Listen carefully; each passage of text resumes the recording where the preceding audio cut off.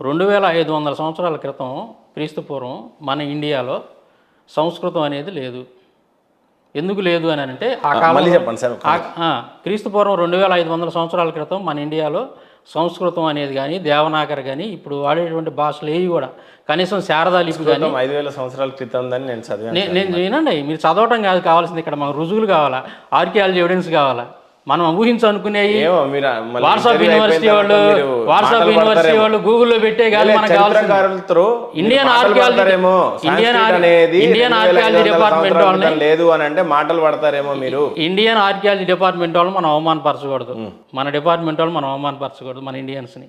Archaeology department వాళ్ళు చెప్పింది ఏంటంటే అక్కడ దొరికినటువంటి వాళ్ళు వాడినటువంటి ఆ లిపిని తీసుకొచ్చి చూపించారు, ఇది వీళ్ళు వాడినటువంటి లిపి. మరి ఈ 2500 సంవత్సరాల క్రితం బీసీలో సంస్కృతం లేనప్పుడు నీకు లక్షల సంవత్సరాల క్రితం రామాయణం, అదే లక్షల సంవత్సరాల క్రితం రామాయణం, లక్షల సంవత్సరాల క్రితం ఇది మన వేదాలు రాశారు అని అంటే ఎలా నమ్మాలి చెప్పండి? అదొకటి. తర్వాత నేను చూపించినట్టుగా రామాయణంలో బౌద్ధుల ప్రస్తావన ఉంది, పురాణాల్లో జైనుల ప్రస్తావన ఉంది, అట్లా కదా భాగవతంలో కూడా బౌద్ధుల ప్రస్తావన. వాటికి అర్థం అదే అని నేనైతే భాగవతంలో కూడా బౌద్ధుల ప్రస్తావన చదవమంటారా? భాగవతం చదివినిమంటారా? అందులో కూడా బౌద్ధుల ప్రస్తావన ఉంది. దానికి అర్థం అది అయి ఉండకపోవచ్చు. ఒకసారి మనం అన్వేషించి మళ్ళీ దాని మీద ఖచ్చితంగా అడుగుదాం. మీరు ఏ అర్థం పెట్టినా ఆ సందర్భానికి మ్యాచ్ కాదు అది. ఖచ్చితంగా అయితే మీరు ఏ అర్థం పెట్టినా ఆ పదానికి బుద్ధుడు ఎగ్జాంపుల్ బౌద్ధుడు అని కనుక మీరు పెట్టకపోతే అక్కడ పదం దానికి మ్యాచ్ కాదు అసలు. రైట్, అక్కడ కాదు. కాబట్టి నేనేం చెప్పాలనుకున్నాను, వర్డ్ని నేను మార్క్ చేసుకుంటాను సార్. ఖచ్చితంగా మీ నుండి నేను స్వీకరిస్తాను. తప్పకుండా ఖచ్చితంగా మీరు కూడా పరిశీలన చేయండి. మీరు కూడా దాని గురించి అదొకటే కాదు స్కంద పురాణం ఉంది, మీరు చదివినటువంటి వినండి ఏ గ్రంథాల్లోనైనా వినండి సార్. స్కంద పురాణం ఉంది, అందులో కూడా జైనులు బౌద్ధులు ఇద్దరు ప్రస్తావన ఉంటుంది. అలాగే నాకు బై ఎనీ ఛాన్స్ మీ దగ్గర కుదిరితే జస్ట్ రౌండ్ చేసుకొని నాకు ఇవ్వండి సార్, నేను ఖచ్చితంగా దాని మీద నేను పంపిస్తాను.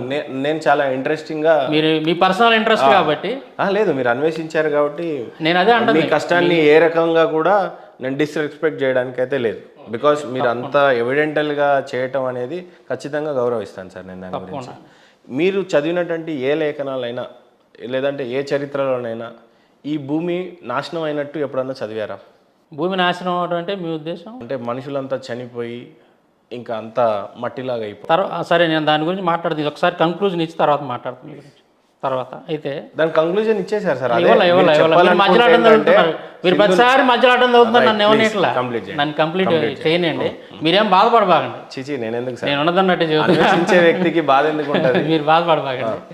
సరే, ఇక్కడ నేను పరిశోధించినంత వరకు నేనే కాదు, ఇండియన్ ఆర్కియాలజీ డిపార్ట్మెంట్ వాళ్ళు అవన్నీ కూడా నేను చూసిన తర్వాత ఇంకా నేను కొన్ని ఇండస్ వ్యాలీ సివిలైజేషన్ మీద కొన్ని బుక్స్ కూడా నేను చదివాను, హిస్టరీ బుక్స్ కూడా కొంతమంది స్కాలర్స్ రాసి. ఇవన్నీ నేను చూసిన తర్వాత ఎక్కడ కూడా ఈ లాంగ్వేజ్లో ఎక్కడా కూడా ఇప్పుడు మనం వాడుతున్నటువంటి ఏదన్నా కానీ ఇప్పుడు బ్రహ్మీ లిపి కానీ తర్వాత శారదా లిపి కానీ సాంస్క్రిట్ కానీ ఇట్లాంటి దేవనాగరి కానీ ఏది కూడా మన పూర్వీకులైనటువంటి ఇండియాలో మన పూర్వీకులు సింధు నాగరిక ప్రజలు ఎవరైతే ఉన్నారో వాళ్ళు ఎక్కడ కూడా ఆ లాంగ్వేజ్ వాడలేదు, ఆ లిపిని వాడలేదు. ఇక్కడ కొత్తది, ఇక్కడ కొత్తది ఇదిగో ఇలాంటి లిపి వాళ్ళది, వాళ్ళు వాడిన లిపి ఇది. అంటే 2500 సంవత్సరాల క్రితం మన ఇండియాలో సంస్కృతం అనేది ప్రింట్అవుట్ ఎక్కడ దొరికింది మీకు? ఇండియన్ ఆర్కియాలజీ డిపార్ట్మెంట్ వాళ్ళ సైట్లో ఉంటాయి చూడండి. ఇది వాళ్ళ సైట్లో నుంచి తీసుకున్నాను. ఇవి ఇంకా చాలా ఉన్నాయి, ఓన్లీ లాంగ్వేజ్ కాబట్టి నేను ఇది తీసాను. అంటే ఈ చాలా అనేది లాంగ్వేజ్ వాళ్ళు చెప్తున్నది వేరే ఉన్నది వేరే అనేది మీ ఉద్దేశం? ఎవరు చెప్తున్నది వేరే? ఆ వర్డ్స్కి అర్థం ఏంటి మీకు? అర్థం ఇంతవరకు ఎవరు కనుక్కోవాలి దీన్ని. మనకి ఇక్కడ ఈ వర్డ్స్కి అర్థం కాదు కావాల్సింది, లాంగ్వేజ్. ఇప్పుడు మన సంస్కృతంలో కదా రాసింది, రామాయణంలో కూడా బాలకాండలో చాలా స్పష్టంగా వాల్మీకి సంస్కృతంలో వ్యాకరణాది ఏదో శ్లోకాలు రాశాడు, సంస్కృతంలో రాశాడు అని చెప్పి చాలా స్పష్టంగా ఉంటుంది. రచించును అని ఉంటుంది. అంటే రామాయణం వాల్మీకి. ఇప్పుడు మనకి సుమారుగా 16 లక్షలని 20 లక్షలని ఎవరు లెక్కొచ్చు, కనీసం లక్షల్లోనే ఉంది కదా. ఇది చూస్తేనే బీసీ 2500 కదా. 2500 సంవత్సరాల క్రితమే మన ఇండియాలో సంస్కృత భాష లేనప్పుడు నీకు లక్షల సంవత్సరాల నాడు రామాయణాలు, భారతాలు, భాగవతాలు ఎట్లా రాశారంటే ఎలా నమ్మాలి? అదొకటి ఎగ్జాక్ట్ గా ఈ సంవత్సరాలలో రాశారు అనేది లేదు అనేది మీ వాదన. ఈ సంవత్సరాలు కాదండి, నేను అంటే సంవత్సరం ఎగ్జాక్ట్గా అవసరం లేదు. లక్షల సంవత్సరాలు రాస్తుంది, సంవత్సరం కానీ బుద్ధుడి గురించి జైన్ల గురించి రాస్తుంది. సంవత్సరం ఎగ్జాక్ట్గా లేకపోవచ్చు, సంవత్సరం ఎగ్జాక్ట్గా లేకపోవచ్చు, కానీ ఇప్పుడు త్రేతాయుగం అనేది సహజంగా మీ నమ్మకం ప్రకారం లక్షల సంవత్సరాలుగా, అంతేగా, 10 సంవత్సరాలు 20 సంవత్సరాలు కాదు. మనం ఏ యుగం? మనం త్రేతాయుగంలో రామాయణం రాశారు కదా. లేదు సార్, ఇప్పుడు మనం బతుకుతున్న యుగం ఏంటి? కలియుగం కదా. 4,32,000 సంవత్సరాలు. ఎన్ని సంవత్సరాలు అయింది స్టార్ట్? 4,32,000 సంవత్సరాలు మొత్తం అని చెప్తారు. అది స్టార్ట్ అయింది, కొంతకాలం అయింది. 5,000 సంవత్సరాలు అయిపోయింది కలియుగంలో. అదే కలికి మళ్ళీ తిరిగి ఎన్ని సంవత్సరాల తర్వాత వస్తుంది? కలికి ఎవరు? నెక్స్ట్ శ్రీ మహావిష్ణువు వచ్చే అవతారము కలికిలో వస్తాడు. ఇప్పుడు అదే నేను అంటుంది, ఇప్పుడు ఇవన్నీ నమ్మాలంటే నమ్మకండి సార్. ఎన్ని సంవత్సరాల తర్వాత, ఎన్ని అదే నేను సంవత్సరాల తర్వాత కలియుగం అనేది అంతమై కలికి రూపంలో వస్తాడు అని మీరు చదివిందే చెప్తున్నారు కదా. మీరు ఏదో డిబేట్ కోసం మీరు ఎప్పుడైతే నాకు సింధు నాగరికతలో సాంస్క్రిట్ లాంగ్వేజ్ చూపించగలుగుతారో అప్పుడు మాత్రమే నేను వీటిని నమ్మగలుగుతా. అది మీరు కలి గురించి కావచ్చు, రామాయణం కావచ్చు, మహాభారతం కావచ్చు, ఇవన్నీ నమ్మాలి అని అంటే ఫస్ట్ ఆఫ్ ఆల్ మీరు అసలు ఆ గ్రంథాల్లో జైనుల బౌద్ధుల ప్రస్తావన ఉండకూడదు ఒకటి. తర్వాత సింధు నాగరికతలో అసలు ఈ లెటర్స్ అనేవి ఒకటి. మీరు ఈ లెటర్స్ ఎందుకు బాధపడిన అంటే ఒక విషయం సూటిగా చెప్పండి. కొద్దిగా అమాయకంగా ఉన్నారేమో సార్ మీరు. లేదండి, నాకు చెప్తున్నా విను, నా సేమ్ ఫీలింగ్ వస్తుంది. రైట్. నా సేమ్ ఫీలింగ్ వస్తుంది. నేను ఎందుకు అనిపించానో మీరు చెప్పండి, మీరు ఎందుకు అనిపించారో నేను చెప్తాను. మీరు ఎందుకు అమాయకంగా అనిపించారో చెప్పండి, నేను చెప్తాను ఫస్ట్. కొద్దిగా జ్ఞానం కూడా తక్కువే ఉంది, ఎక్కువగా జ్ఞానం నేర్చుకోవాలనిపించింది, ఇంకెక్కువగా అధ్యయనాలు చేయాలనిపించిందేమో అని అనిపించింది నాకు. తప్పుగా తీసుకోవద్దు, చెప్పండి. హిందూయిజం తెలుసుకోవాలి అని అంటే బైబిల్ లాగా ఒక 3,000 పేజీలో 200 పేజీలో హిందూయిజం కాదు.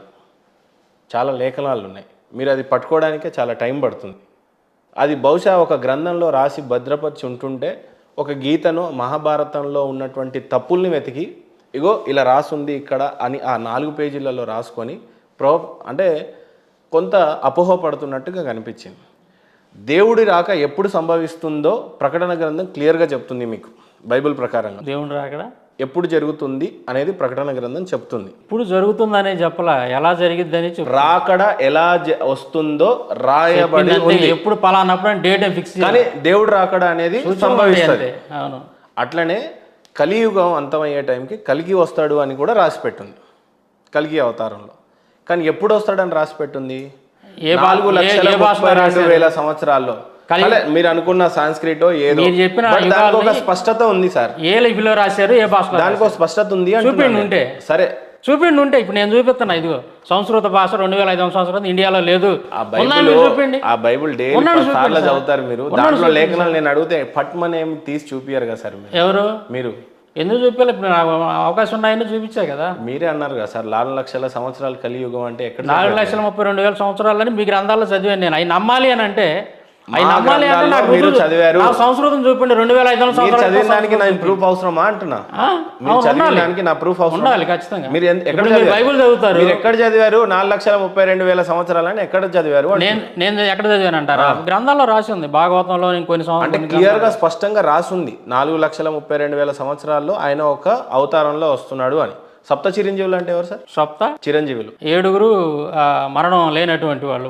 ఎవరు సార్? ఉంటారు, పరశురాముడు అని, ఆంజనేయుడు అని, ఇంకా కొంతమంది ఉన్నారు. 2 పేర్లే చెప్పారు, ఇంకా ఉన్నాయి. అది నాకు సమయానికి గుర్తు రావట్లేదు. కొంతమంది ఉన్నారు. అంటే స్పష్టంగా మొత్తం మీద చదవలేదు అని అర్థం. గుర్తు రాకపోతే చదవలేదని అర్థం. చెప్పండి. ఇందాక నాకు అన్నారు నేను బైబిల్ చదివానని అన్నారు, గుర్తు రాలేదు. అదే అవును, కొన్ని గుర్తురావు అప్పటికప్పుడు, కొన్ని అన్ని గుర్తురావు కదా మనకి. మనమేం రోబోలం కాదు కదా. ఇప్పుడు అన్ని లక్షల విషయాలు మైండ్లో ఉన్నప్పుడు టకామని గుర్తు రావాలంటే కష్టం కదా. సప్త చిరంజీవిలో బలి చక్రవర్తుడు ఉంటారు, వేదవ్యాసుడు ఉన్నాడు సార్, రావణాసుడు ఉన్నాడు, ఆంజనేయ స్వామి ఉన్నాడు, వేదవ్యాసుడు ఉన్నాడా? అవి చెప్తున్నాయి, మీరు నమ్మరు. మీ బైబిల్లో రాసింది. నేను నమ్మాలంటే నా దీంట్లో సంస్కృతం చూపిండి సార్. సింధు నాగరికతలో సంస్కృత భాష ఎక్కడ చూపిండి, దేవనాగరి లిపి చూపిండి, భాషా దేవనాగరి లిపి చూపిండి. ప్రమాణం కాకుండా ఎలా ఉంటుంది? రాశానని చెప్పి భాష ప్రామాణికంగా కాసేపు పక్కన ప్రమాణం కాదు, బట్ చరిత్రని చదివారా లేదా? ప్రమాణం అని నేను అంటలే, నేనన్నా చెప్తున్నా. మీరు ఏమని రాసుకున్నారు? రామాయణంలో సంస్కృతంలో వాల్మీకి శ్లోకాలను రాశాడు అంటే త్రేతాయుగంలో లక్షల సంవత్సరాల నాడు రాశాడు అన్నప్పుడు ప్రమాణం కాకుండా ఎలాగుంటుంది? మీ అడగకుండా ఎలాగుంటారు? సింధు నాగరికతలో లేనప్పుడు నువ్వు లక్షల సంవత్సరాల నాడు నీకు ఎక్కడి నుంచి వచ్చింది సంస్కృతం అడగరా? మీ బాధ ఏంటంటే సాంస్క్రిట్లో రామాయణం రాసుంటే సాంస్క్రిట్ పుట్టింది మొన్న అయితే మరి అలాంటి లక్షల సంవత్సరాల నాడు ఎలా రాస్తారు? అవును, మీ బాధ అదే, జస్ట్ భాష మీ నా బాధ. బాధ కాదు అది భాష బాధనా అనుకుందాం అది కాసేపు. బాధ కాదు, నా పరిశోధన అది.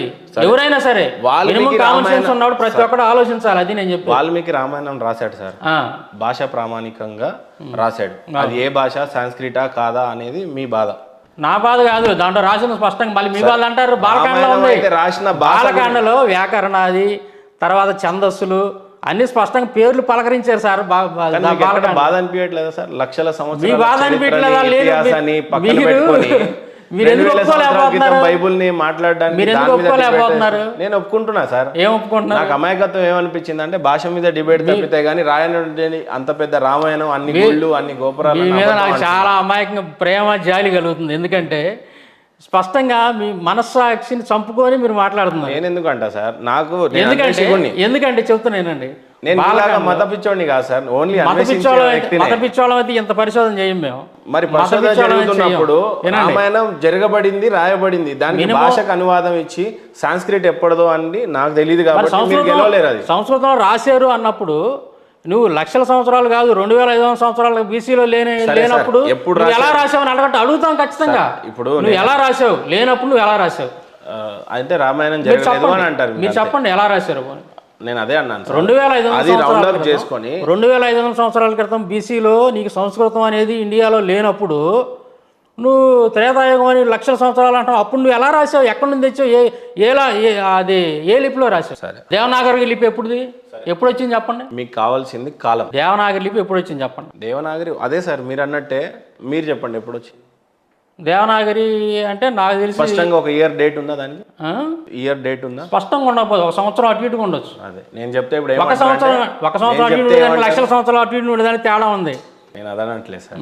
సరే, ఇప్పుడు మన డిబేట్ అదే అయితే ఇంకా ముందుకు అదే కాదు. ఓకే, ఇది ఇంక్లూడింగ్, దాంట్లో ఇంక్లూడింగ్. సరే, ఎందుకంటే మీరు అన్నారు మీరే అడిగారు రామాయణం ఎప్పుడు రాశారన్నప్పుడు నేను సింధు నాగరికత కాలంలో రామాయణం లేదు ఉంటే నాకు అర్థమయ్యేలా చెప్పేవాళ్ళు. మీకు అర్థమయ్యేటట్టు చెబుతానేనండి, సింధు నాగరికత కాలంలో రామాయణం లేదు అని చెప్పి స్పష్టంగా నేను చెప్పదలుచుకున్నా ఫైనల్ గా.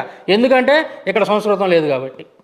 సరే, ఇప్పుడు అది స్పష్టంగా నేను రుజువు చేశాను, నా మాటలు కాదు, రుజువు చేస్తున్నాను.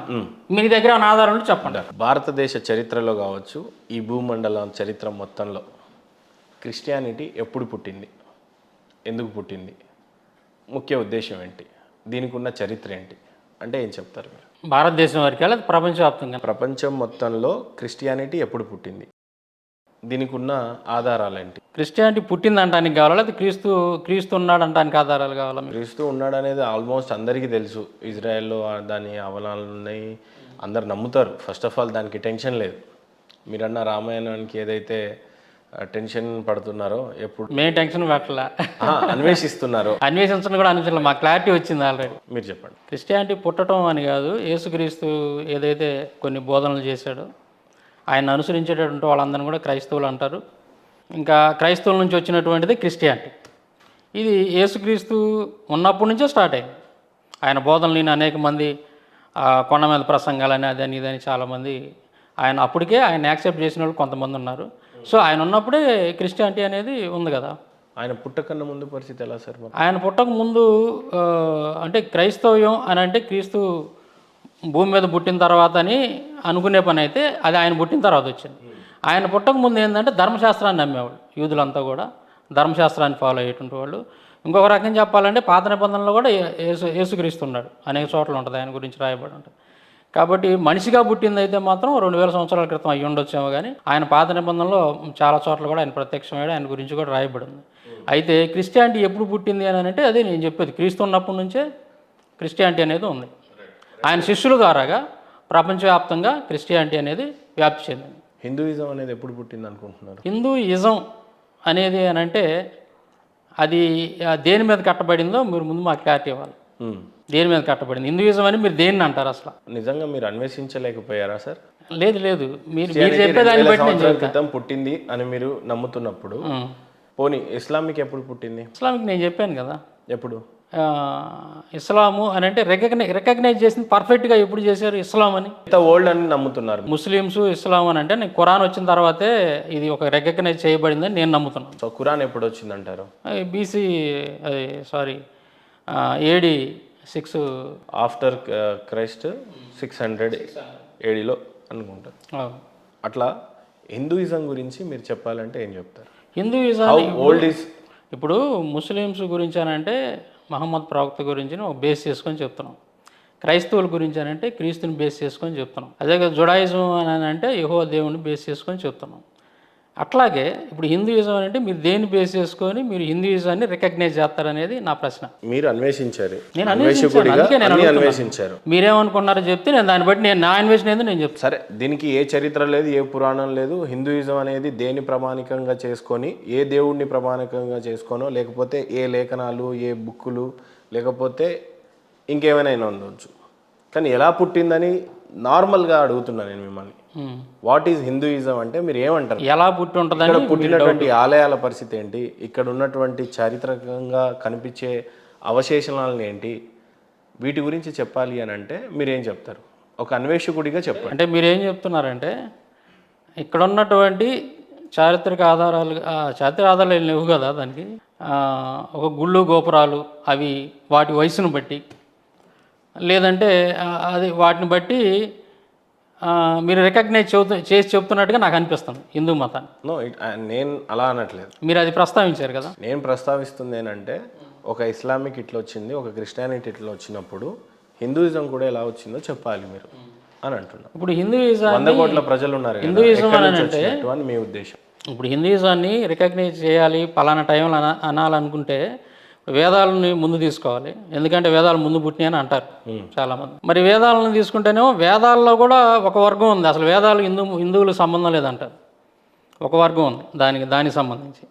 అది అట్లా పెడితే తర్వాత రామాయణం, మహాభారతం ఇట్లాంటివన్నీ ఏదో ఉపనిషత్తులని, బ్రాహ్మణాలని వీటన్నిటిని ఫాలో అయ్యే వాళ్ళంతా కూడా హిందువులు మామూలుగా మనం అనుకుందాం.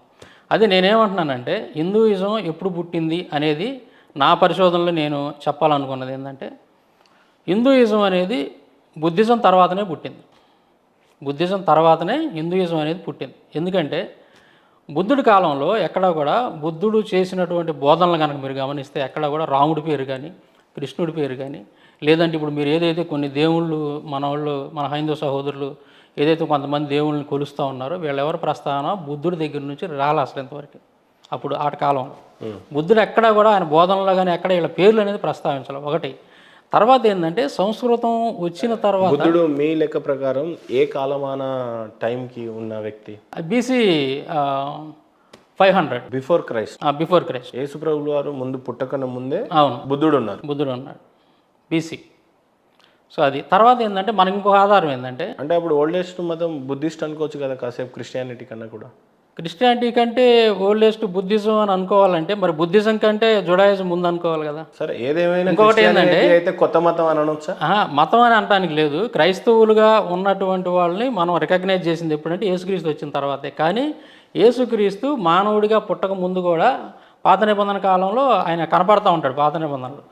కాబట్టి క్రీస్తు పూర్వం కూడా ఆయన ఇన్వాల్వ్మెంట్ ఉంది కాబట్టి ఖచ్చితంగా క్రిస్టియానిటీ అనేది అంటే ఆ పేరు అనకపోవచ్చు కానీ అది సృష్టి ప్రారంభం నుంచి ఉందని అనుకోవచ్చు దాన్ని బట్టి. ఎందుకంటే క్రీస్తు గురించి పాత నిబంధనలు కూడా రాయబడి ఉంది కాబట్టి ఆ కాలం నుంచే ఉంది అని దాని ఉనికి అనేది ఉందని అప్పటి నుంచి అనుకోవచ్చు మనం.